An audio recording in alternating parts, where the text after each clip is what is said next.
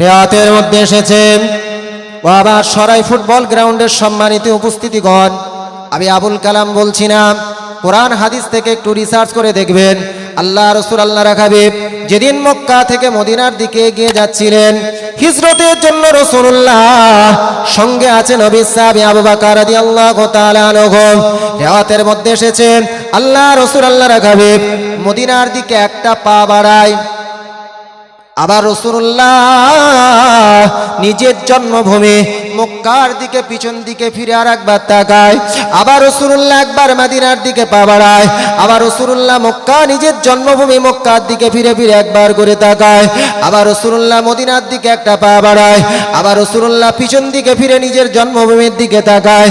আমার আল্লাহ পাক ওই সময় বলে, ওই আমার হাবিব মুহাম্মদ তুমি শোনো, আমি বুঝতে পেরেছি তোমার অন্তরে কষ্ট হচ্ছে, তার কারণ তুমি তোমার জন্মভূমি ছেড়ে চলে যেতে চাও না। এই জন্মভূমি ভালো যে তুমি মহব্বত করো, তুমি ভালোবাসো, আমি আল্লাহ এটা পছন্দ করে তোমার জন্য জানিয়ে দিচ্ছি, কয়েক বছরের মধ্যে আমি আল্লাহ তাআলা তোমার জন্মভূমিকে আমি আবার বিজয় লাভ দান করে দেব। জোরে বলা যাবে সুবহানাল্লাহ। ইসলামের ইতিহাস খুলে দেখবেন, আল্লাহ রাসূল আল্লাহর হাবিব 622 সালে মক্কা থেকে মদিনার বুকে হিজরত করেছিলেন। ঠিক তার 8 বছর বাদে 630 সালে আল্লাহ পাক রাসূলুল্লাহ এবং সাহাবীদের দ্বারা, মদিনার সাহাবীদের দ্বারা মক্কাকে আবার বিজয় লাভ করিয়েছিল। তাহলে দেশের প্রতি ভালোবাসা কে শিখিয়েছে? রাসূলুল্লাহ। জোরে বলা যাবে?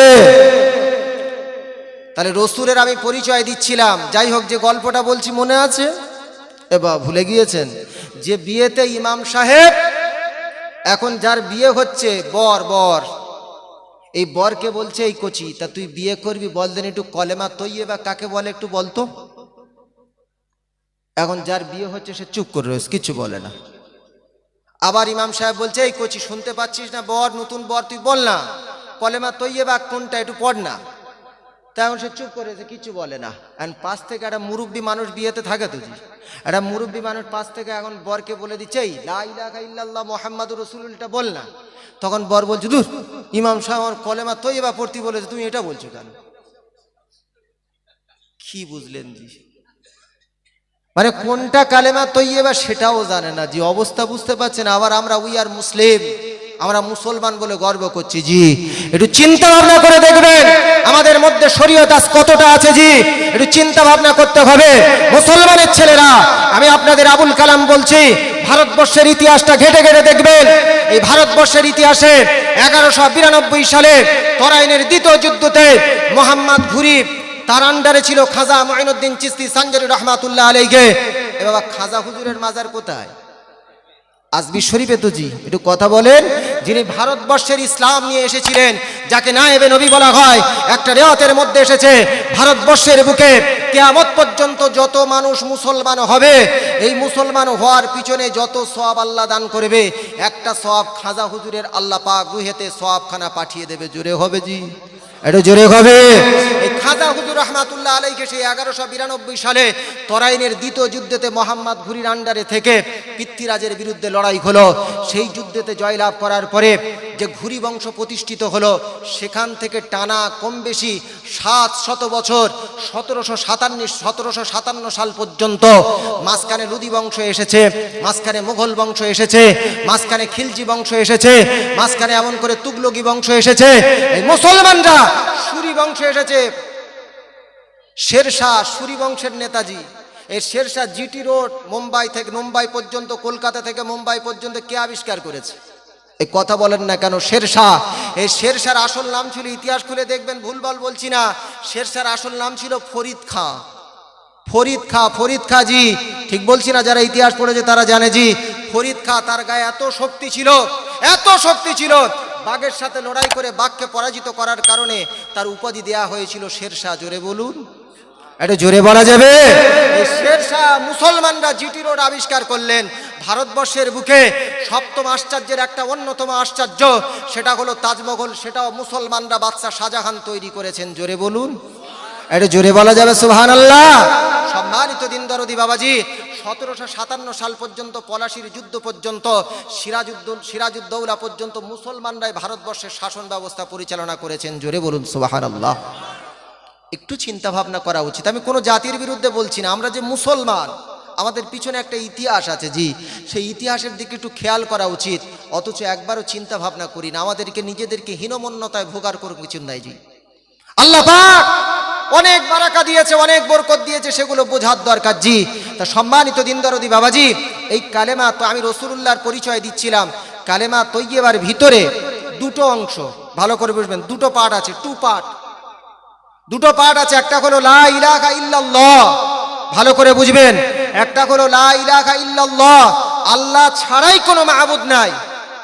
ভালো করে বুঝবেন, এর শুদ্ধ অর্থ হলো আল্লাহ ছাড়াই কোনো মাবুদ নাই, বা কোনো ইলাহ বা উপাস্য নাই, আল্লাহ ছাড়াই। আল্লাহ ছাড়া বললে তবু একটু ভুল হবার সম্ভাবনা থাকে। যদি বলি আল্লাহ ছাড়াই কোনো ইলাহ বা কোনো উপাস্য নাই, এটা একটা পার্ট। এই লা ইলাহা ইল্লাল্লাহ এটা একটি পার্ট। আর একটা পার্ট হলো মুহাম্মাদুর রাসূলুল্লাহ, মুহাম্মদ হলেন আল্লাহর রসুল। ভালো করে বুঝবেন, এই লা ইলাহা ইল্লাল্লাহর ভিতরে 12টা অক্ষর আছে। কটা অক্ষর?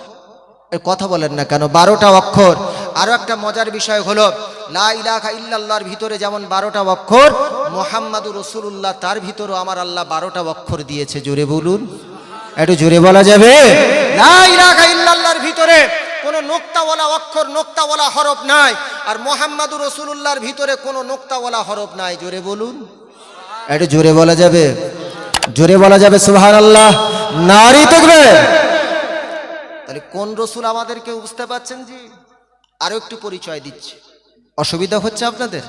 কথা বলেন, অসুবিধা হচ্ছে? জি, পৃথিবীর বুকে একজন খ্রিস্টান লেখক, লেখকটির নাম হলো মাইকেল এইচ হার্ট।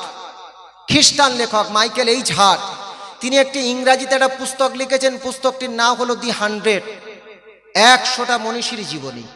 100টা মনীষীর জীবনী। এই দি 100 পুস্তকটি বাংলায় অনুবাদ হয়েছে 100 জন মনীষীর জীবনী। বইটি সম্ভবত সরকার ব্যান করেছে কি কোনো কারণে, আর কোনো জায়গা দেখতে পাওয়া যায় না। জি, সম্মানিত দিন দরদি বাবাজি, এই মাইকেল এইচ হার্ট একজন বিখ্যাত গবেষক ছিলেন, রিসার্চ স্কলার ছিলেন, বিখ্যাত গবেষক ছিলেন, পণ্ডিত মানুষ ছিলেন। তিনি টোটাল পৃথিবীর 100 জন সেরা সেরা মনীষী, sir Isaac Newton, Herodotus, Galileo, Copernicus, বিশ্বকবি রবীন্দ্রনাথ ঠাকুরের মতন ব্যক্তিত্ব, এরকম পৃথিবীর বুকে সেরা সেরা আর্যভট্টের মতন গণিতজ্ঞ, এরকম পৃথিবীর বুকে সেরা সেরা মানুষদের জীবনী নিয়ে তিনি রিসার্চ করে, গবেষণা করে 100 জন মনীষীর জীবনী একটা বই লিখেছে। মজার কি জিনিস জানেন? এই 100 জন মনীষীর জীবনী তিনি লিখতে গিয়ে the first number position in his book, তার বইয়ের মধ্যে প্রথম নাম্বার যে মনীষীর নাম দিয়েছেন সেটা আর অন্য কেউ নয়, তিনি হলেন মা আমিনার দুলাল। মক্কার বুকে যিনি পৃথিবীর বুকে আলোকিত করে এসেছিলেন, তিনি হলেন আমার আপনার দয়ার নবী মুহাম্মদুর রাসূলুল্লাহ সাল্লাল্লাহু আলাইহি ওয়াসাল্লাম। জোরে বলুন, একটু জোরে বলা যাবে? মাইকেল এইচ হার্ট একজন খ্রিস্টান মানুষ। তাকে প্রশ্ন করা হলো, ও মাইকেল এইচ হার্ট, পৃথিবীর বুকে এত বড় বড় গণিতজ্ঞ, এত বড় বড় ভৌগোলিক, এত বড় বড় সাহিত্যিক এলো, কারোর নাম তোমার পছন্দ হলো না? ওই মোহাম্মদ যে এতিম বাচ্চা, যিনি জন্মগ্রহণ করার 6 মাস আগে যার আব্বা মারা গেল, 6 বছর বয়সে যার আম্মা জান মারা গেল, 8 বছর বয়সে দাদু আব্দুল মুত্তালিব মারা গেল, যিনি এতিম অবস্থায় লালিত পালিত হলো, তার নামটা তুমি তোমার পুস্তকে 1 নাম্বার দিলে কেন? মাইকেল এইচ হার্ট বলেছিল, ও প্রশ্নকারীরা শোনো শোনো শোনো, আমি গবেষক মাইকেল এইচ হার্ট গবেষণা করে দেখেছি, পৃথিবীর সেরা সেরা মনীষীদের জীবনে আমি গবেষণা করে দেখলাম, প্রত্যেক মনীষীর জীবনেতে, কারোর পারিবারিক জীবনে, কারোর সামাজিক জীবনে, কারোর অর্থনৈতিক জীবনেতে কারো না কোনো প্রবলেম আছে, কারোর কোনো সমস্যা আছে, ভুল ত্রুটি আছে। একমাত্র মুহাম্মাদের জীবনী যখন আমি গবেষণা করে দেখলাম, মুসলমানদের ধর্মনেতা মুহাম্মাদের জীবনী নিয়ে যখন আমি গবেষণা করে দেখলাম মুহাম্মাদের জীবনীর মধ্যে পারিবারিক জীবনে, সামাজিক জীবনে, অর্থনৈতিক জীবনে বিন্দুমাত্র কোনো ভুল নাই। জোরে বলা যাবে সুবহানাল্লাহ? আরেকটু জোরে বলা যাবে সুবহানাল্লাহ। সম্মানিত দিনদার বাবাজি, আল্লাহ পাক পবিত্র কোরআনের মধ্যে জানাচ্ছেন, পবিত্র কোরআনের পারা নাম্বার হলো 26, পৃষ্ঠা নাম্বার হলো 9, সূরার নাম হচ্ছে সূরা মুহাম্মদ, আয়াত নাম্বার হলো 33। আল্লাহ পাক ঘোষণা করছেন, ইয়া আইয়ুহাল্লাযীনা আমানু আতিউল্লাহ ওয়া আতিউর রাসূল ওয়া লা তুবতিলু আমালাকুম। আল্লাহ পাক বলছে, হে ইমানদার ব্যক্তিগণেরা, আমি আল্লাহ আমার প্রতি যারা বিশ্বাস করেছো, আমার রাসূল মুহাম্মাদের প্রতি যারা বিশ্বাস করেছো, পৃথিবীর বুকে যত রাসূল এসেছে তাদের প্রতি যারা বিশ্বাস করেছো, যত মালাইকা প্রেরণ করেছি সমস্ত মালাইকা ফেরেশতাদের প্রতি যারা বিশ্বাস করেছো, এই তাকদীরের ভালো মন্দর প্রতি যারা বিশ্বাস করেছো, কিয়ামতের দিন তোমাদেরকে পুনরুত্থিত করা হবে, সেই ইয়াউমুল বাআসের কথা যারা চিন্তা করেছো, বিশ্বাস করেছো, জান্নাত আছে বলে বিশ্বাস করেছো, জাহান্নাম আছে বলে বিশ্বাস করেছো, সিরাত বা ফুলসিরাত আছে বলে যারা বিশ্বাস করেছো, মিজানের দাঁড়িপাল্লা আছে বলে যারা বিশ্বাস করেছো, আমি আল্লাহ তাদের খুশি করে মুমিন নামক উপাধি দিয়েছি, তাদেরকে ইয়া আইয়ুহাল্লাযীনা আমানু বলে আমি আল্লাহ সম্বোধন করেছি। হে ইমানদার ব্যক্তিগণেরা, তোমাদের দুটো কাজ করতে হবে। আল্লাহ পাক নিজে বলছেন দুটো কাজ করতে হবে। একটা হলো আতিউল্লাহ, এক আল্লাহর আনুগত্য করতে হবে, এক আল্লাহর শাসন মেনে নিতে হবে, ওয়া আতিউর রাসূল, এবং তার প্রিয় নবী মুহাম্মাদের আনুগত্য করতে হবে। আল্লাহ পাক বলছেন, আমি আল্লাহ যদি আমার আনুগত্য করো, আর দ্বিতীয় নাম্বার যদি আমার রাসূলের আনুগত্য করো, তাহলে ওয়ালা তুবতিলু আমালাকুম, তোমরা যা কিছু আমল করবে আমি আল্লাহ সেটা বিনষ্ট করব না। এটা জোরে বলা যাবে? সম্মানিত দিনদার বাবাজি, রাসূলুল্লাহকে আনুগত্য করলে কি হবে শুনুন। আমি আবুল কালাম বলছি না, আমাদের বাড়িতে যে কোরআনটা আছে এই কোরআনটা একটু খুলে দেখবেন। পবিত্র কোরআনের পারা নাম্বার হলো 5, পৃষ্ঠা নাম্বার সম্ভবত 9, সূরার নাম হচ্ছে সূরাতুন নিসা, আয়াত নাম্বার হলো 80। আল্লাহ পাক জানাচ্ছেন, মাইয়ুতির রাসূলা ফাকাদ আতাআল্লাহ। আমার আল্লাহ পাক জানাচ্ছেন, আমার প্রিয় নবী মুহাম্মদ, আমি আল্লাহ পাক যাকে হাবিব উপাধি দিয়েছি, আমার হাবিব মুহাম্মদকে যদি কেউ দুনিয়ার বুকে আনুগত্য করে, আমি আল্লাহ জানাচ্ছি ওটা হাবিবের আনুগত্য করা নয়। আমার হাবিবের আনুগত্য করার নাম হলো আমি আল্লাহ আমার আনুগত্য করা। জোরে হবে জি, আরেকটু জোরে হবে সুবহানাল্লাহ। কোরআনের মধ্যে পাশাপাশি আরেকটা জায়গায় এসেছে আল্লাহর আনুগত্য, রাসূলের আনুগত্য সম্পর্কে আমি আপনাদের জানাচ্ছি। আল্লাহ পাক পবিত্র কোরআনের পারা নাম্বার হলো 4, পৃষ্ঠা নাম্বার হলো 5, সূরার নাম হচ্ছে সূরাতুল ইমরান, আয়াত নাম্বার হলো 132। আল্লাহ পাক জানাচ্ছেন, ওয়া আতিউল্লাহ ওয়ার রাসূলা লাআল্লাকুম তুরহামুন। দুনিয়ার বুকে যদি আমি আল্লাহ যে সৃষ্টিকর্তা তোমাদের সৃষ্টি করেছে, ওই আল্লাহর আনুগত্য যদি তোমরা করো আর রাসূলুল্লাহর আনুগত্য তোমরা যদি করো, আমি আল্লাহ জানাচ্ছি লাআল্লাকুম তুরহামুন, অটোমেটিক আমি আল্লাহ তোমাদেরকে উপর থেকে আমি আল্লাহ রহমত দিয়ে দেব। আচ্ছা বলুন, আপনারা জ্ঞানী গুণী মানুষ, The Indian government has been announced lockdown for corona. ভারতবর্ষে করোনার জন্য লকডাউন টেনেছিল, মনে আছে জি? আচ্ছা, করোনা তো একটা মহামারী রোগ ছিল জি, আল্লাহ বেহেতার জানে জি, করোনা কিন্তু একটা মহামারী রোগ ছিল। আচ্ছা বলুন, যদি আল্লাহ আবার নতুন করে যদি রহমত না দিত, দুনিয়া আবার পূর্বের অবস্থা ফিরে যেত বলে মনে হচ্ছে জি? পুলিশ যে হারে মসজিদে 5 জনের বেশি গেলে পেটার ব্যবস্থা করেছিল জি, ঠিক বলছি না ভুল বলছি জি? কথা বলেন জি। তাহলে আল্লাহ আমাদের প্রতি রহমত দান করছে না করে না জি? কথা বলেন। আচ্ছা বলুন, আল্লাহ কত বড় রহমতশীল শুনুন, একটু বোঝার চেষ্টা করতে হবে। আল্লাহ যে আমাদের সৃষ্টি করেছে, এই সৃষ্টির কথা একটা কথা বলি শুনুন। এই যাকে মিস্টার নোজ বলা হয়, নাক, এবার এটার নাম কি? নাক। তো এই নাকের কাজ কি? অক্সিজেন গ্রহণ করা, কার্বন ডাইঅক্সাইড ছেড়ে দেওয়া। আরও একটা কাজ হচ্ছে নাকের, সেটা হলো ঘ্রাণ শক্তি, মাল টাটকা না বাসি বলে দেয় মাল, বলে না বলে না? কথা বলেন। আচ্ছা বলুন, এই নাকটা যদি আল্লাহ পিছন দিকে সৃষ্টি করত আর মুখটা যদি আল্লাহ সামনে সৃষ্টি করত, তাহলে আপনি বিরিয়ানি, কোপ্তা, পকোড়া যাই খান না কেন, পিছন দিকটা একবার হ্যান্ডেল মেরে এদিকতে ঘুরিয়ে নিতে হতো, মাল টাটকা কি বাসি বলে দাও। এ কথা বুঝতে পারছেন না জি? একবার চিন্তা ভাবনা করে দেখেছেন? আবার সামনের দিকে নিয়ে আসতে হতো। তাহলে শুধু এই মুখের ভিতরে আল্লাহ কত সুন্দর নেয়ামত দান করেছেন, শুধু কানে ছিদ্র দিলে হতো, যাতে সরাসরি কোনো পোকা প্রবেশ না করতে পারে, একটা বর্ডার সৃষ্টি করেছে। ঠিক না ভুল কথা বলেন? এই পশ্চিম মেদিনীপুরে তো ধান চাষ আছে জি, ধান চাষের জন্য জমিতে আল দিতে হয় না, কথা বলেন না? তো আপনার জমির পানি অন্য জমিতে চলে যাবে। ঠিক না ভুল কথা বলেন? তাহলে আল্লাহ এখানেও আল দিয়েছে, বর্ডার দিয়েছে, যাতে পোকা সরাসরি প্রবেশ না করতে পারে। জোরে হবে, আরেকটু জোরে হবে সুবহানাল্লাহ। এই নাকের শুধু ছিদ্র দিলে হতো, নাকের উপর আল্লাহ একটা প্লাস্টার করে ছাদ বানিয়ে দিয়েছে। জোরে বলুন, আরেকটু জোরে বলা যাবে সুবহানাল্লাহ, নারে তাকবীর। তাহলে আল্লাহ আমাদের প্রতি রহমত করছে জি, তার রসুলকে যে পাঠিয়েছেন আমাদের প্রতি। কোরআন বলছে লাকাদ মান্নাল্লাহু আলাল মুমিনিনা ইয বাআসা ফীহিম রাসূলা, মুমিনদের প্রতি সবচেয়ে বড় নেয়ামত আমি আমার হাবিবকে প্রেরণ করেছি তাদের মাঝে। জোরে বলুন সুবহানাল্লাহ, আর জোরে হবে সুবহানাল্লাহ।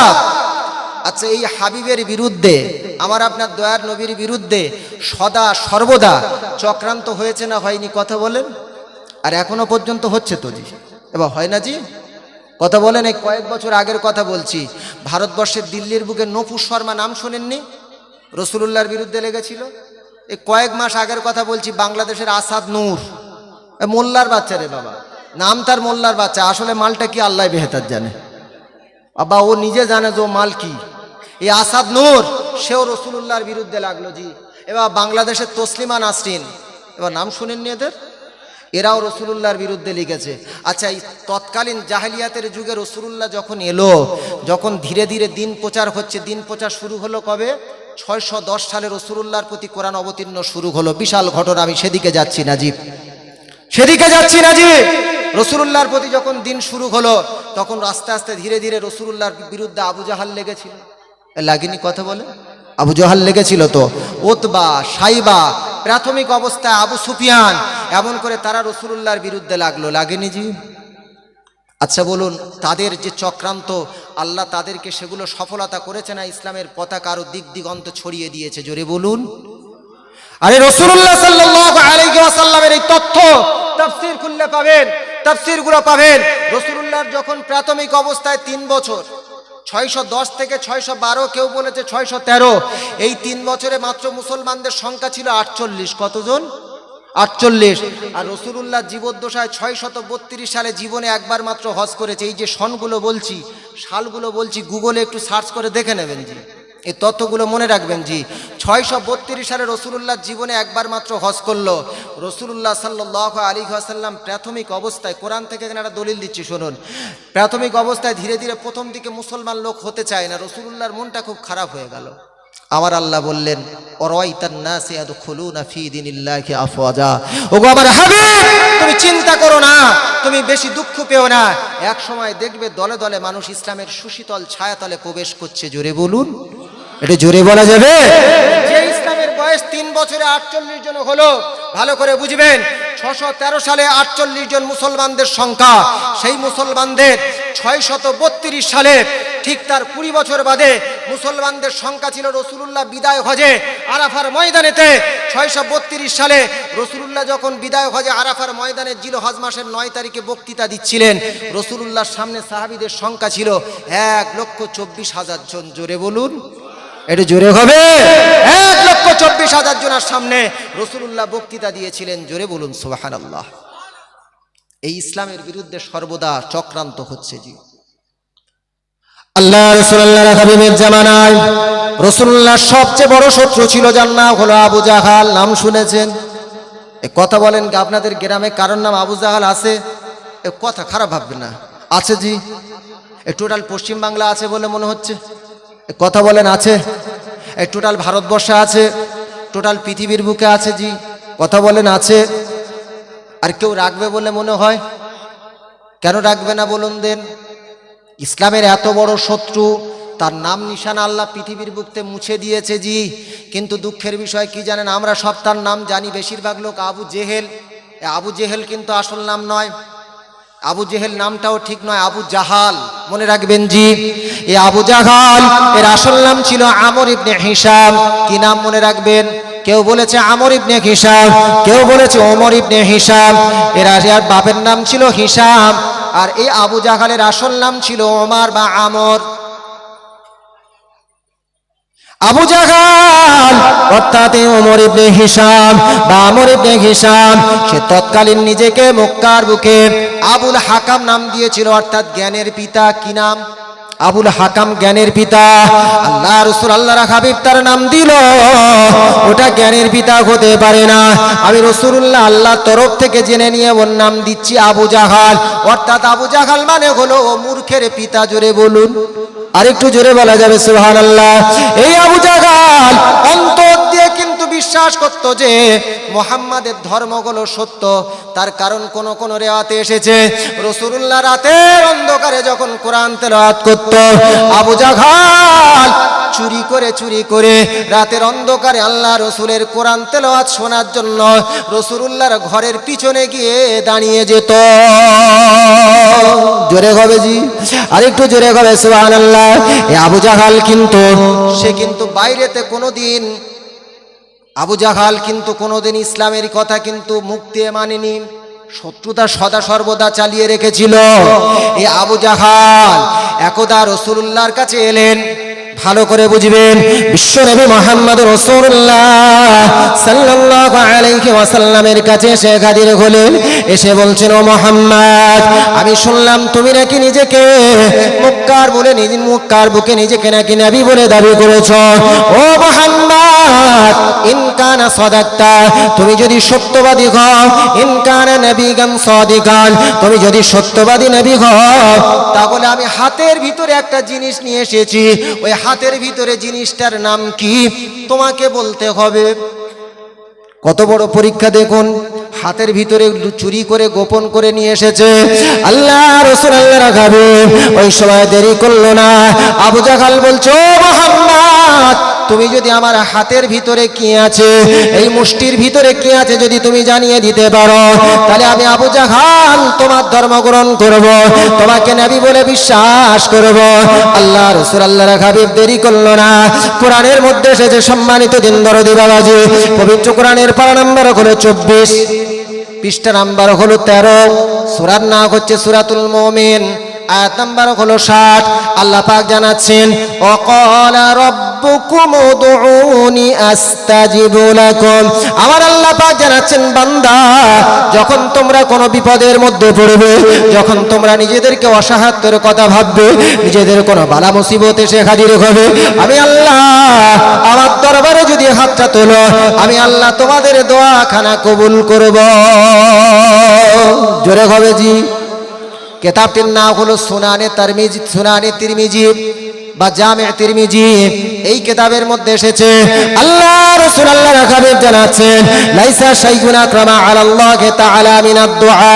আল্লাহ রাসূল আল্লাহর হাবিব জানাচ্ছেন, ও সাহাবীরা তোমরা শোনো, দুনিয়ার বুকে সবচেয়ে সম্মানীয় ইবাদত যেটি, সেটি হলো আল্লাহর কাছে বান্দা যখন দোয়া করে হাত তুলে, এই দোয়া নামক ইবাদতটি হলো আল্লাহর কাছে সবচেয়ে সম্মানীয় ইবাদত।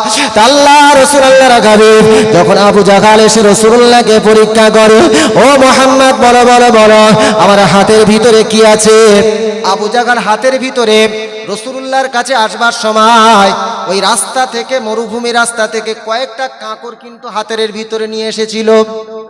ভালো করে শুনবেন, কয়েকটি কাঁকর কিন্তু হাতের ভিতরে এমন করে মুষ্টি মেরে কাঁকরগুলো ভিতরে আছে, আর ওই কাঁকরগুলো এমন করে মুষ্টি মেরে এমন করে চেপে রেখে দিয়ে রাসূলুল্লাহকে বলছে, মুহাম্মদ, বলো বলো বলো, আমার হাতের ভিতরে কি আছে?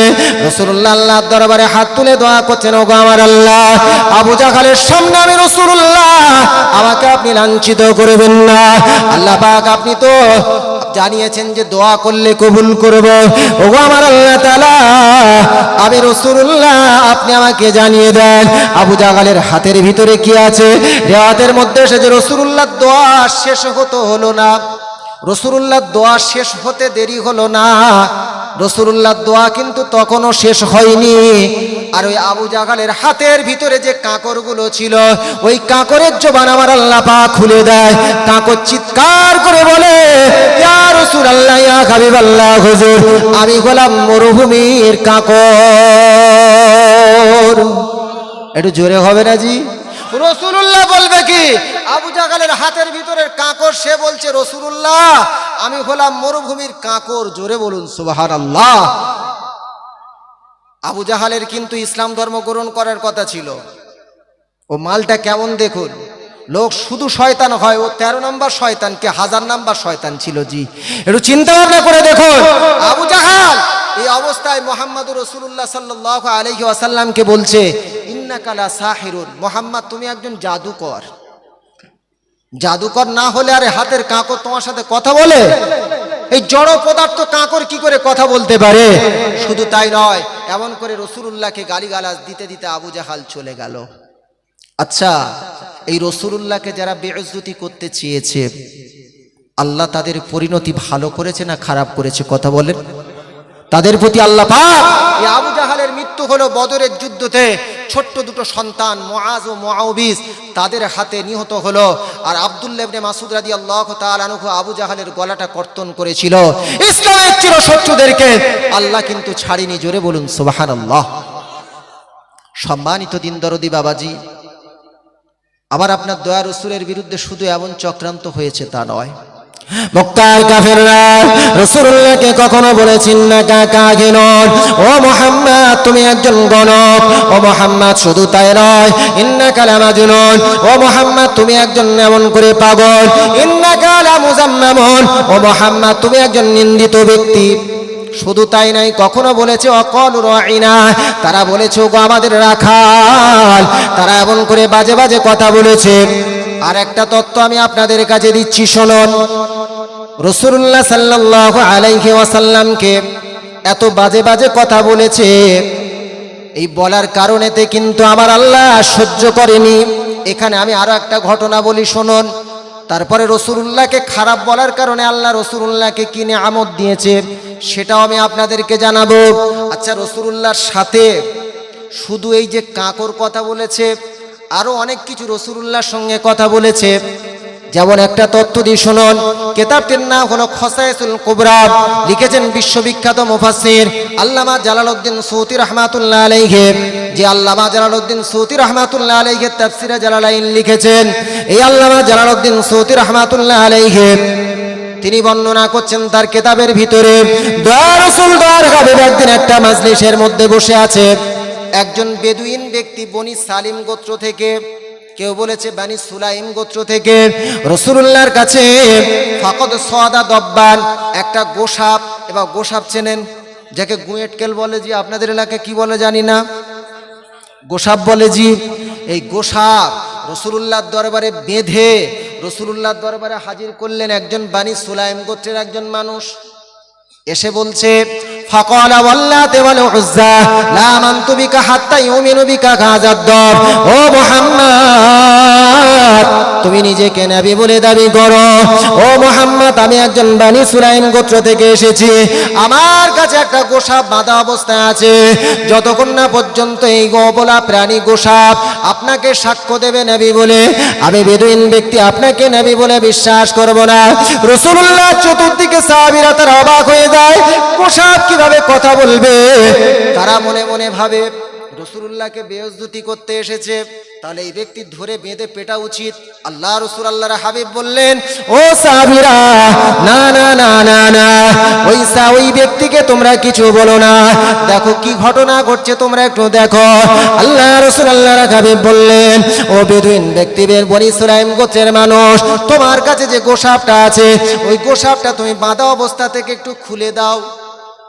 ওই ব্যক্তি বলছে, হুজুর মুহাম্মদ আপনার মাথাটা খারাপ আছে, গোসাপ যদি বাঁধা অবস্থা যদি প্যাকেট থেকে বার করি তাহলে ছেড়ে দিলে তো পালাবে, এখানে থাকবে বলে মনে হচ্ছে। আল্লাহ রাসূল আল্লাহর হাবিব বলছেন, ও বেদুইন ব্যক্তি না না না না, আমি রাসূলুল্লাহ যতক্ষণ না অনুমতি দেব ততক্ষণ ওই গোসাপ এখান থেকে কোথাও যাবে না। জোরে হবে, আরে জোরে হবে। আল্লাহ রাসূল আল্লাহর হাবিবের সামনে গোসাপটা রাখা হলো।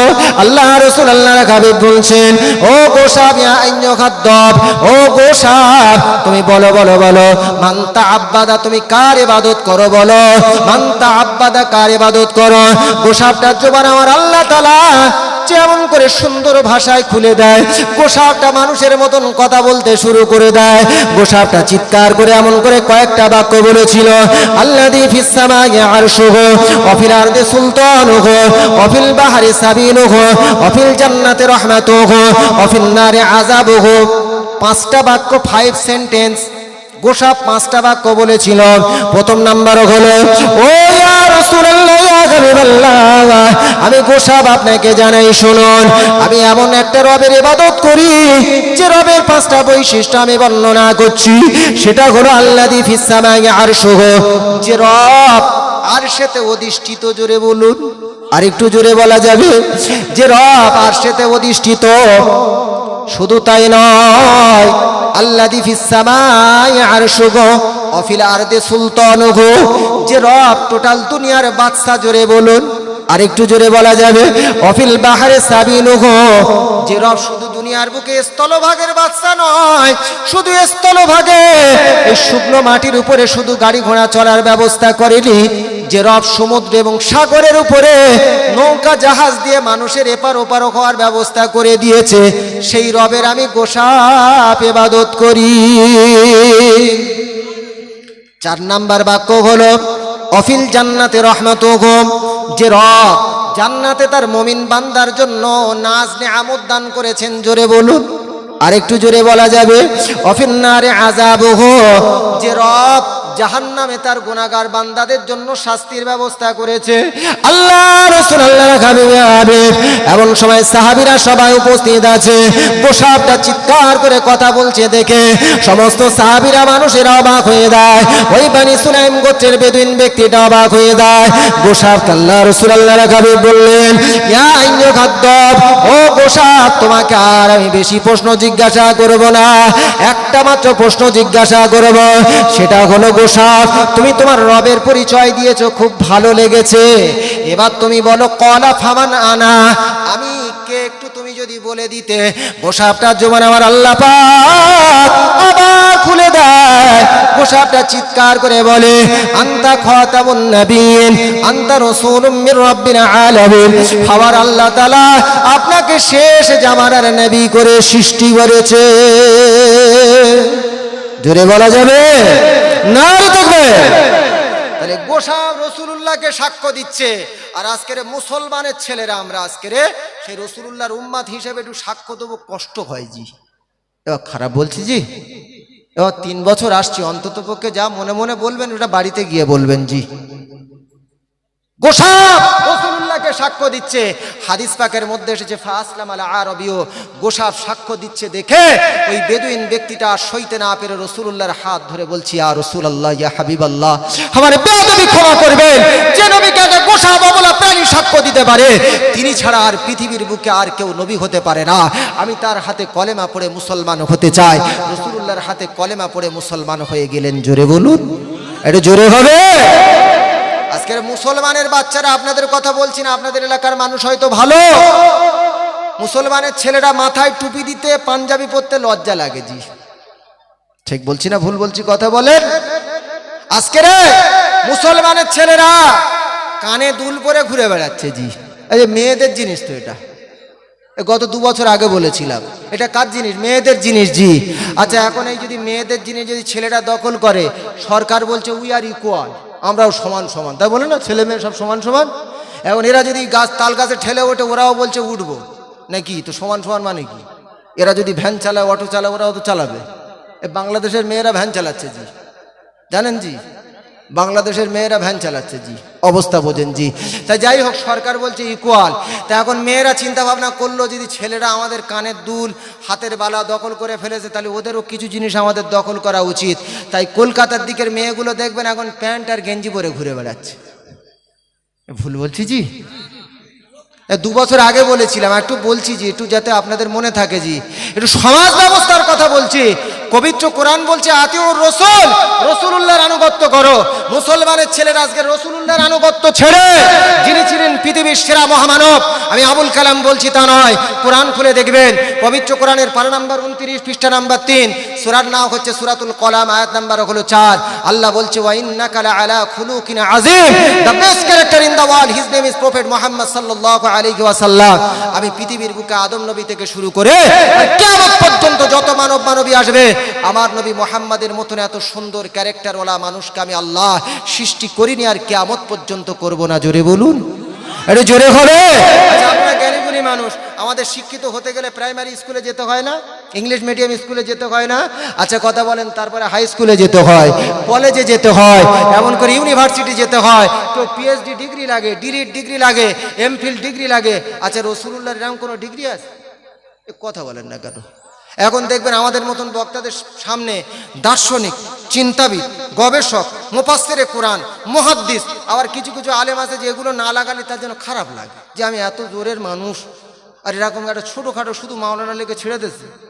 আচ্ছা বলুন, এই নাম দিয়ে কোনো কাজ হবে? জি, আল্লাহর দরবারে যদি আপনি নাজাত পান তবেই তো সফলতা, ঠিক না ভুল কথা বলেন? এমন একটা গল্প বলি শোনেন। রাতের বেলা একটা বক্তা, অনেকদিন আগেকার গল্প জি, আমি আমার ওস্তাদ হুজুরের কাছে ছোটবেলায় শুনেছি। এখন রাতের বেলা একটা বক্তা এক জায়গায় ওয়াজ করে ফিরছিল। তৎকালীন তো আর এই 4 চাকার সিস্টেম ছিল না, সাইকেল চালিয়ে ওয়াজ করতে যেত। আপনাদের এলাকায় সাইকেল নিয়েছি? কথা বলেন। এখন রাতের বেলা ও বক্তাটা ফিরছিল, বক্তা ফিরতে ফিরতে এখন হঠাৎ করে মাঝ রাস্তায় বৃষ্টি এসে গেছে, মাঝ রাস্তায় বৃষ্টি এসে গেছে, মধ্যরাত হয়ে গিয়েছে। তা যা হোক করে কষ্ট মষ্ট করে সাইকেলটা এক জায়গায় থামিয়েছে। সেখানে একটা মুদিখানার দোকান ছিল, তৎকালীন মুদিখানার দোকান জি। এখন বুঝতে পাচ্ছেন যে তৎকালীন মুদিখানার দোকান, এবার ওই মাওলানা সাহেবটা কিন্তু জানে যে এই মুদিখানার ভিতরে মানুষ থাকে।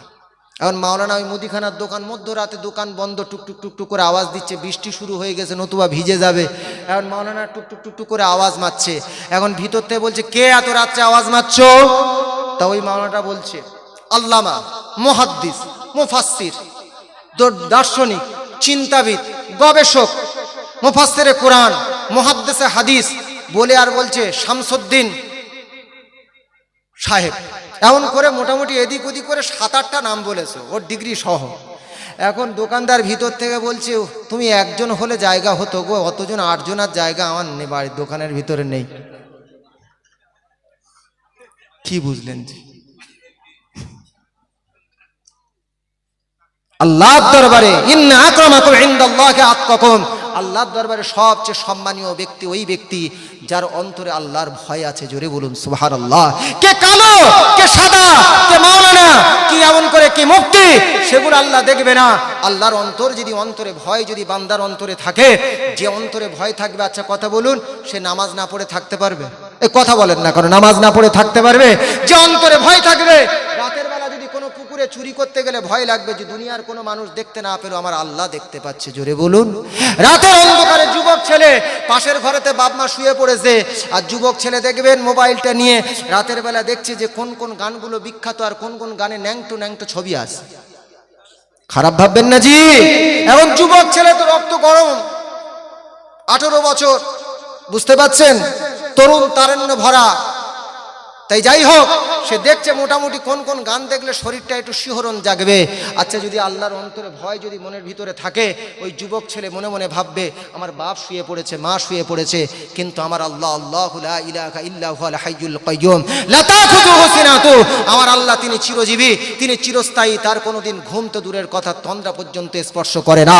অতএব সেই রব দেখতে পাচ্ছে, আমি বাজে বাজে জিনিস দেখবো না। জোরে বলুন, একটু জোরে বলা যাবে? তাহলে একটু চিন্তা ভাবনা করা উচিত জি।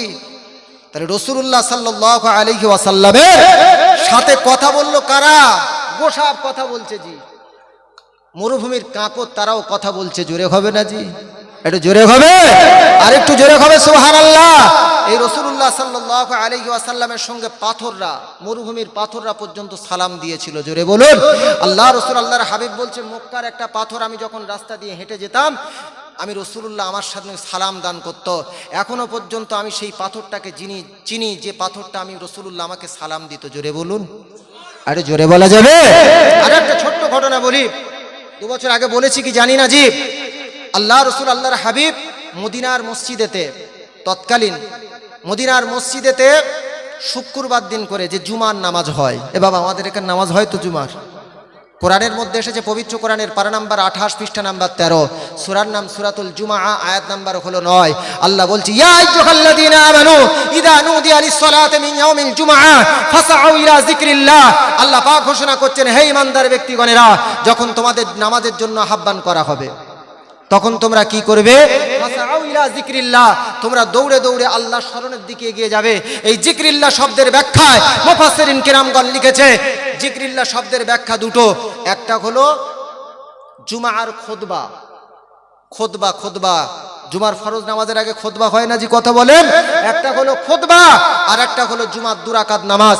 সম্মানিত উপস্থিতি, প্রত্যেক দিন এই জুমার দিন ব্যতীত বাকি সপ্তাহে যে 6টা দিন আছে, এই 6টা দিনে তো জোহরের ফরজ নামাজ ক রাকাত? কথা বলেন 4 রাকাত। জি, ফরজ নামাজ 4 রাকাত। জুমার দিনে 2 রাকাত হলো কি করে? বাদ বাকি 2 রাকাত গেল কোথায়?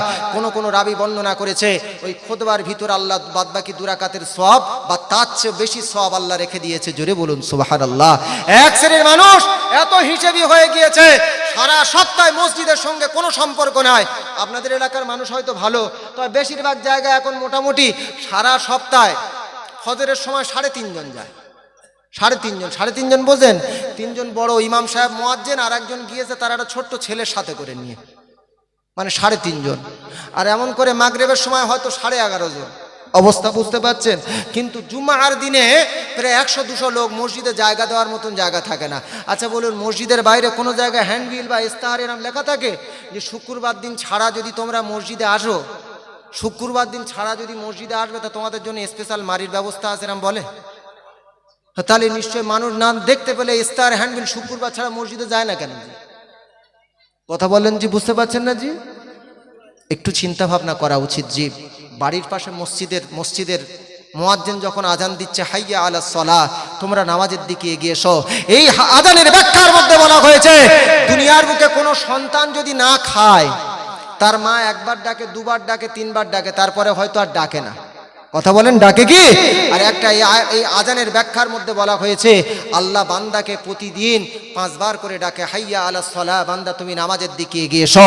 হাইয়া আলাল ফালাহ, বান্দা তুমি কল্যাণের দিকে এগিয়ে এসো। বান্দার আসার জন্য আল্লাহ অপেক্ষা করতে থাকে। বান্দা যখন এগিয়ে যায়, আমার আল্লাহ পাক তার বিগত জীবনের গুনাহ খাতা ক্ষমা করে দেয়। জোরে বলুন না, আর জোরে বলা যাবে সুবহানাল্লাহ।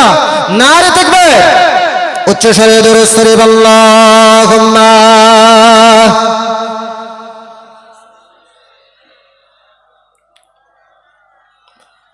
ওয়া আলা আলি সাইয়্যিদিনা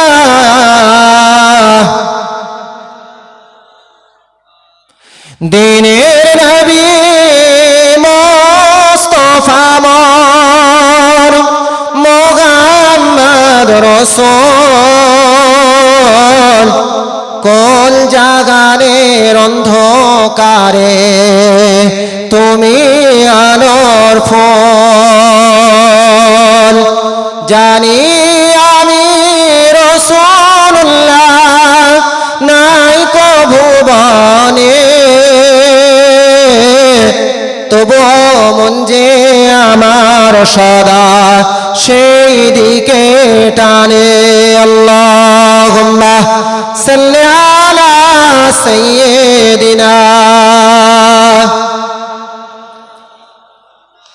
ওয়া আলা আলি সাইয়্যিদিনা। সরাই ফুটবল গ্রাউন্ডের মাঠেতে এই বাৎসরিক ইসারে সওয়াবে যারা এসেছেন, সম্মানিত উপস্থিতিগণ, ইয়া আইয়ুহাল মুস্তামিউনাল কিরাম, আমি আপনাদের কাছে রাসূলুল্লাহর সঙ্গে শুধু গোসাপ কথা বলিনি, রাসূলুল্লাহর সঙ্গে শুধু এমন করে কাকর বা পাথর কথা বলিনি। রাসূলুল্লাহ সাল্লাল্লাহু আলাইহি ওয়াসাল্লাম প্রাথমিক যুগে মদিনার বুকেতে যখন খুতবা দিতেন, একটা খেজুর গাছের কাঠের উপরে ভর দিয়ে আল্লাহ রাসূল আল্লাহর হাবিব এমন করে মদিনার মসজিদেতে জুমার দিনে খুতবা দিতেন। কয়েকটা জুমার দিন অতিবাহিত হয়ে যায়, রাসূলুল্লাহ সাল্লাল্লাহু আলাইহি ওয়াসাল্লামের কাছে একজন এমন করে একটা রিওয়ায়াতের মধ্যে এসেছে, একটা কাঠুরিয়া কাঠের মিস্ত্রি, সেই কাঠের মিস্ত্রিটা এসে বলে, ইয়া রাসূলুল্লাহ, ইয়া হাবিবাল্লাহ, আপনি জুমার দিনে যে এমন করে খেজুর গাছের কাঠের উপরে আপনি বক্তৃতা দেন, পিছন দিকে অনেক সাহাবী আপনাকে দেখতে পায় না, আপনি যদি অনুমতি দেন, আপনার জন্য আগামী সপ্তাহে আগামী জুমার দিনে তা আপনার জন্য আমি একটা কাঠের মেম্বার বানিয়ে দেব। ইয়া রাসূলুল্লাহ, রাসূলুল্লাহ ইয়া হাবিবাল্লাহ আপনি সেই কাঠের মেম্বারের উপরে জুমার খুতবা দেবেন। আল্লাহ রাসূল আল্লাহর হাবিবের জন্য সেই কাঠুরিয়াটা একটা কাঠের মেম্বার বানিয়ে দিলেন। পরের সপ্তাহ জুমার দিনেতে আল্লাহ রাসূল আল্লাহর হাবিব সেই কিন্তু খেজুর গাছের শুকনো কাঠটাকে আর নিলেন না। আল্লাহ রাসূল আল্লাহর হাবিব সেই কাঠুরিয়ার কাঠের মেম্বারের উপর দাঁড়িয়ে পড়লেন। আল্লাহ রাসূল আল্লাহর হাবিব কাঠের মেম্বারের উপর দাঁড়িয়ে যখন বক্তৃতা দেওয়া শুরু করবে জুমার দিনেতে, হঠাৎ করে আল্লাহ রাসূল আল্লাহর হাবিব ওই মদিনার মসজিদে একটা কান্নার আওয়াজ পায়, একটা কান্নার আওয়াজ পায়। রাসূলুল্লাহ বলছেন, ও সাহাবীরা, মদিনার মসজিদে আজকে জুমার দিনে কে কাঁদো বলো, কে কাঁদো বলো, কে কাঁদো বলো। হাদিসের মধ্যে এসেছে, ব্যাখ্যার মধ্যে এসেছে এমন করে যে কান্নাটা যেন উটের বাচ্চা যেমন কান্নাকাটি করে এমন করে জোরে জোরে কাঁদে। মদিনার মসজিদে কান্নার আওয়াজ হয়। আল্লাহ রাসূলের সাহাবীরা দেখলেন এমন করে মদিনার মসজিদে সাহাবীরা কেউ কান্নাকাটি করে না, কাঁদছেটাকে কান্নার আওয়াজ কোথা থেকে আসছে। অবশেষে দেখা গেল রাসূলুল্লাহ এতদিন ধরে শুকনো খেজুর গাছের কাঠের উপরে ভর দিয়ে রাসূলুল্লাহ বক্তৃতা দিতেন, সেই শুকনো খেজুর গাছের কাঠের ভিতর থেকে কান্নার আওয়াজ আসে। জোরে বলা যাবে? হাদিসের ইবারতের মধ্যে এসেছে ফাতাদানাহু ফাসাকানা। রাসূলুল্লাহ ওই শুকনো খেজুর গাছের কাঠটাকে জড়িয়ে ধরলেন, ধরার সঙ্গে সঙ্গে ওই শুকনো খেজুর গাছের কাঠের কান্না বন্ধ হয়ে গেল। আল্লাহ রাসূলুল্লাহ হাবিব বলছে, ও শুকনো খেজুর গাছের কাঠ, তুমি কেন কান্নাকাটি করো বলো, কেন কান্নাকাটি করো বলো। ওই শুকনো খেজুর গাছের কাঠ বলে, ইয়া রাসূলুল্লাহ ইয়া হাবিবাল্লাহ, আল্লাহ পাক তার জবানটা খুলে দেয়, ইয়া রাসূলুল্লাহ এতদিন ধরে জুমার দিনেতে যে আপনার নুরানি হাতের যে স্পর্শটা, নুরানি হাতের যে স্পর্শ আমি শুকনো খেজুর গাছের কাঠ এতদিন ধরে যে পেতাম, এই জুমা থেকে আর কোনোদিন পাবো না। এই কষ্ট সইতে না পেরে আমি শুকনো খেজুর গাছের কাঠ আপনার নুরানি হাতের ছোঁয়ার পাবো না। এই কষ্ট সহ্য করতে না পেরে আমার ভিতর থেকে কান্নার আওয়াজ আসে। জোরে হবে? শুকনো খেজুর গাছের কাঠ সেও রাসূলুল্লাহর নুরানি হাতের ছোঁয়া পাবে না বলে কাঁদতে শুরু করে। জোরে বলেন। হাদিসের ইবারতের মধ্যে এসেছে রাসূলুল্লাহ বলছেন, যদি ওই শুকনো খেজুর গাছের কাঠটাকে যদি না আমি স্পর্শ করতাম, লা হান্না ইলা ইয়াউমিল কিয়ামা, আমি আবুল কালাম বলছি না, হাদিসের ইবারতের মধ্যে এসেছে লা হান্না ইলা ইয়াউমিল কিয়ামা, ওই শুকনো খেজুর গাছের কাঠটা কিয়ামত পর্যন্ত কাঁদতে থাকতো। জোরে বলুন, একটু জোরে হবে। রাসূলুল্লাহ বলছেন, আচ্ছা শুকনো খেজুর গাছের কাঠ তুমি যদি চাও আমি তাহলে মদিনার সবচেয়ে বড় বাগানে তোমাকে পুঁতে দেব, মদিনার বুকে সবচেয়ে ভালো খেজুর তোমার ভিতর থেকে বেরোবে। জোরে বলুন। শুকনো খেজুর গাছের কাঠ বলছে, আমি কোনো মদিনার বাগানে যেতে চাই না ইয়া রাসূলুল্লাহ। আল্লাহ রাসূলুল্লাহ হাবিব বলছেন, ও শুকনো খেজুর গাছের কাঠ বলো তাহলে তুমি কি চাও। ওই সময় শুকনো খেজুর গাছের কাঠের ভিতর থেকে আবার আওয়াজ আসে, ইয়া রাসূলুল্লাহ ইয়া হাবিবাল্লাহ, আপনি দুনিয়ার বুকে আপনার উম্মতদের সামনে যে বক্তৃতা দেন কিয়ামতের ময়দানেতে, এমন করে জান্নাতের ভিতরে এক শ্রেণীর মানুষেরা জান্নাতে চলে যাবে কিয়ামতের দিনেতে, আরেক শ্রেণীর মানুষ এমন করে জাহান্নামে চলে যাবে। আল্লাহ পাক কোরআনের ভিতরে জানিয়েছেন, পবিত্র কোরআনের পারা নাম্বার হলো 30, সূরার নাম হচ্ছে সূরাতুল কারিয়া। আল্লাহ পাক জানিয়েছেন, ফাআম্মা মান সাকুলাত মাওয়াজিনুহু ফাহুয়া ফি ঈশাতির রাদিয়া ওয়া আম্মা মান খাফফাত মাওয়াজিনুহু ফাউম্মুহু হাবিয়া। কিয়ামতের ময়দানে যে মিজানের দাড়িপাল্লাটা মাপা হবে, যাদের নেকির পাল্লা ভারী হয়ে যাবে তারা জান্নাতে চলে যাবে, নেকির পাল্লা যারা হালকা হবে সে জাহান্নামে চলে যাবে। ওই খেজুর গাছের শুকনো খেজুর গাছের কাঠ বলছে, ইয়া রাসূলুল্লাহ ইয়া হাবিবাল্লাহ, আপনি আপনার উম্মতের সাথে করে নিয়ে জান্নাতের ভিতরে, আপনি যখন আপনার উম্মতের সামনে জান্নাতের ভিতরে বক্তৃতা দেবেন, ইয়া রাসূলুল্লাহ আপনার কাছে আমার একটা মাত্র আরজু, একটা মাত্র দাবি, সেদিন আপনি এই শুকনো খেজুর গাছের কাঠ আমাকে নিয়ে আপনি একটু আমার সাথে হাতে হাত দিয়ে জান্নাতের ভিতরে বক্তৃতা দেবেন। রাসূলুল্লাহ তার কথা শুনে কেঁদে ফেলেছে। আল্লাহ রাসূল আল্লাহর হাবিব বলছে, শুকনো খেজুর গাছের কাঠ আমি রাসূলুল্লাহ আমাকে এত ভালোবাসে। আল্লাহ রাসূল আল্লাহর হাবিব বলছে, রাসূলুল্লাহ ওই কাঠটার নাম দেওয়া হয়েছিল উস্তুনে হান্নানা। উস্তুন শব্দটি হলো ফার্সি শব্দ, উস্তুন মানে হলো শুকনো কাঠ, আর হান্নানা মানে যে কাঁদে। এটা হলো আরবি শব্দ। এই উস্তুনে হান্নানা নাম দেওয়া হয়েছিল। আল্লাহ রাসূল আল্লাহ হাবিব বলছে এই মদিনার মেম্বারের নিচেতে, মদিনার মসজিদের মেম্বারের নিচেতে এই উস্তুনে হান্নানাকে মানুষ মারা গেলে যেমন মাটি খনন করে কবর দেওয়া হয়, এই উস্তুনে হান্নানাকে তোমরা মদিনার মসজিদের মেম্বারের নিচে তোমরা দাফন করে দাও। কিয়ামতের ময়দানেতে এই শুকনো খেজুর গাছের কাঠটাকে আমার আল্লাহ তাআলা জান্নাতে পৌঁছে দেবে। আজ পর্যন্ত যারা হাজিরা হজ করতে যায়, ওমরাকারীরা যারা ওমরা করতে যায়, রাসূলুল্লাহর মসজিদে মেম্বারের পাশেতে হাজিকে উস্তুনে হান্নানা, সেই কবরের উপরে উস্তুনে হান্নানা বলে লেখা আছে। জোরে বলা যাবে সুবহানাল্লাহ। তাহলে রাসূলুল্লাহকে শুকনো কাঠ সাক্ষ্য দেয় জি, আমার আপনার দয়ার হাবিবকে জি কি রাসূল আল্লাহ আমাদের কাছে প্রেরণ করেছে, সেই রাসূলের মর্যাদা কটা দিতে পেরেছি জি? বলতে বড় কষ্ট হয়। মুসলমানের ছেলেরা, অনেক মুরব্বী মানুষ এখানে আছে জি, কম বেশি অবগত আছে জি, বলতে বড় কষ্ট লাগে। মুসলমানের এখন ইয়াং জেনারেশন, তারা নায়ক নায়িকাদের অনুকরণ করতে গিয়ে এই হাঁটুর ধারে দেখবেন প্যান্ট ছেঁড়া পড়ছে, উরুর ধারে প্যান্ট ছেঁড়া পড়ছে, পার ধারে প্যান্ট ছেঁড়া পড়ছে, আর যদি তাদেরকে কেউ কিছু বলে দিস ইজ দ্য ফ্যাশন। অবস্থা বুঝতে পারছেন? ফ্যাশন হচ্ছে জি। আগেকার যুগের মুরব্বী মানুষেরা প্যান্ট ট্যান্ট ছিঁড়ে গেলে ছাই গাদা, তো জানেন, ছাই গাদায় ফেলে দিয়ে আসতো, মা বোনেরা নেতা তৈরি করতো না জি? এবার নেতা মানে হচ্ছে গ্রামের নেতার কথা বলছি না, হাঁড়ি ধরতো, ঠিক বলছি না ভুল বলছি? হাঁড়ি টাড়ি ধরতো। আর এখনকার যুগের ইয়াং জেনারেশন ছেলেপুলে এখন টাকা দিয়ে কেউ প্যান্ট কিনে আবার 200 টাকাতে ছিঁড়ছে বলছে, আবার কেউ দোকানে গিয়ে বলছে দোকানদার ছেঁড়া প্যান্ট বার কর। অবস্থা বুঝতে পারছে? যুগ কত উন্নতি হয়েছে জি। আগেকার অনেক মানুষ এখানে জানে জি যুগ কত উন্নতি হচ্ছে। আগেকার যুগের মানুষেরা তাল গাছ থেকে আর খেজুর গাছ থেকে রস বার হতো, তালের রস বলে, এর বাবা খেজুরের রস বলে। আমি যে মিষ্টি রসের কথা বলছি না। যুগ এত উন্নতি হয়েছে, এখন আর সেই রস খায় না, এখন বলছে কি খাচ্ছে? দাদা বাঘ রয়্যাল স্টার কোম্পানির মাল জি। ঠিক বলছি না ভুল বলছি? বলছে কেউ বলছে দূর ওটা মদ বলে, ফলের জুস খাচ্ছি, ফলের জুস। মুসলমানের ছেলেরা খাচ্ছে, আমি অন্য জাতির কথা বলছি না জি। এই যে 1 জানুয়ারি দিবস পালন হয়ে গেল, 1 জানুয়ারি, 25শে ডিসেম্বর বড়দিন চলে গেল। বড়দিন কি ছোট দিন মেপে দেখেছেন? এবার মেপে দেখেছেন বড়দিন কি ছোট দিন? ওই দিন কিন্তু বলছে আমাদের আহসান ভাইকে গোলাম কিবরিয়া ভাই বলছে যে ওই দিন সবচেয়ে ছোট। আসলে বড় বলা হয় যিশু খ্রিস্টের জন্মদিন, খ্রিস্টানদের একটা পরব হিসেবে ওকে বড়দিন বলে, যে এটা খুব বড় গর্বের দিন, এই দিনে যিশু খ্রিস্ট জন্মগ্রহণ করেছিল। সম্মানিত দিন দরদি বাবা, যে মুসলমানের ছেলেরা, আমার বলার উদ্দেশ্য হলো কোনো ধর্মকে আমি ছোটখাটো করছি না জি। লাকুম দীনুকুম ওয়ালিয়া দিন। ইসলাম কোনো ধর্মের প্রতি তুচ্ছ তাচ্ছিল্য করতে নিষেধ করেছে। যার ধর্ম তার কাছে জি সম্প্রীতির কথা বলে মুসলমান। ইসলাম ধর্মে বলা হয়েছে মান কতালা নাফসান বিগাইরি নাফসিন আও ফাসাদিন ফিল আরদি ফাকান্নামা কতালান নাস জামিআ। কোরআনের সূরা মাইদার সম্ভবত 32 নম্বর আয়াতে বলা হয়েছে কোন মুসলমান, কোন ব্যক্তি যদি বিনা কারণে কাউকে হত্যা করে অথবা বিনা কারণে কার সাথে ঝগড়া ফাসাদ করে, সেই ব্যক্তির আমলনামায় টোটাল দুনিয়ার বুকে যত মানুষ মারা যাবে তার গুনাহগুলো ওই ব্যক্তির আমলনামায় দেওয়া হবে।